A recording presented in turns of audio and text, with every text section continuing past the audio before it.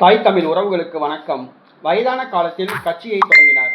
வயதான காலத்தில் புதிய கட்சியை தொடங்கினார் என்ற தலைப்பில் இந்த காணொளியை நாம் காண்கிறோம். 2026 தமிழக சட்டசபை தேர்தல் வயதாகிவிட்டது. அரசியலிலிருந்து ஒதுங்கிக் கொள்ளலாம், ஓய்வெடுக்கலாம். ஆனால் தற்பொழுது புதிய கட்சியை தொடங்குகிறார். வயதான காலத்திலும் ஒரு புதிய தலைவர். ஆடாத கால் நிற்காது என்பார்கள். அதே போன்று அரசியலில் ஈடுபட்டவர் சாகும் வரை அரசியலில் தான் ஈடுபட வேண்டும் என்ற ஒரு ஆசை இருக்கும். அதனால் வயசானாலும் பரவாயில்ல, புதிய கட்சி ஆரம்பிப்போம் அப்படின்னு சொல்லிட்டு புதிய கட்சியை ஆரம்பித்துள்ளார் ஒரு பிரபல தலைவர். அவர் வேறு யாரும் அல்ல, டாக்டர் ராமதாஸ். 1989ஆம் ஆண்டு பாட்டாளி மக்கள் கட்சியை நிறுவினார். அந்த கட்சிக்கு யானை சின்னம் வழங்கப்பட்டது.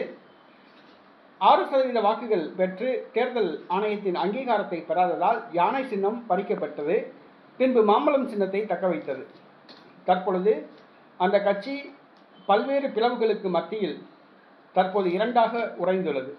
ஒன்று டாக்டர் அன்புமணி ராமதாஸ் தலைமையில் ஒரு அணி, மற்றொன்று டாக்டர் ராமதாஸ் தலைமையில் ஒரு அணி. மாம்பழம் சின்னமும் கட்சி கொடியும் டாக்டர் அன்புமணி ராமதாஸுக்கு தேர்தல் ஆணையம் வழங்கிவிட்டது.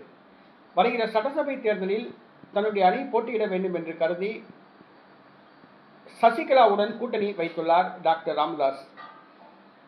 ஆக ஒரு புதிய கட்சியை ஆரம்பித்து கூட்டணி வைக்க முடிவு செய்துள்ளார்.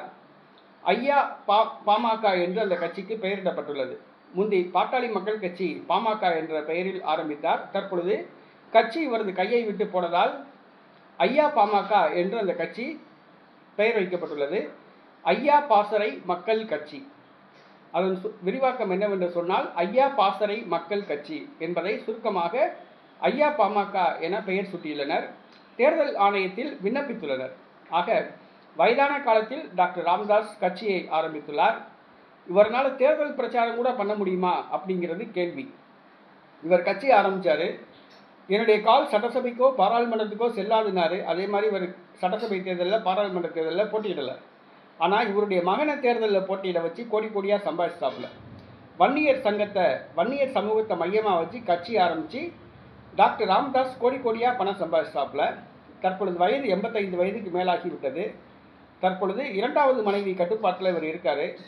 இப்போ என்னன்னு கேட்டிங்கன்னா, வயசான காலத்தில் சசிகலாவோட கூட்டணி வச்சு தேர்தலை சந்திக்கிறார். ஏன் சசிகலாவோட கூட்டணி வச்சாருங்கிறது தெரியல. ஒருவேளை சசிகலாட்ட பணம் நிறைய இருக்குது அப்படின்னு கூட்டணி வச்சாரா அப்படிங்கிறது தெரியல.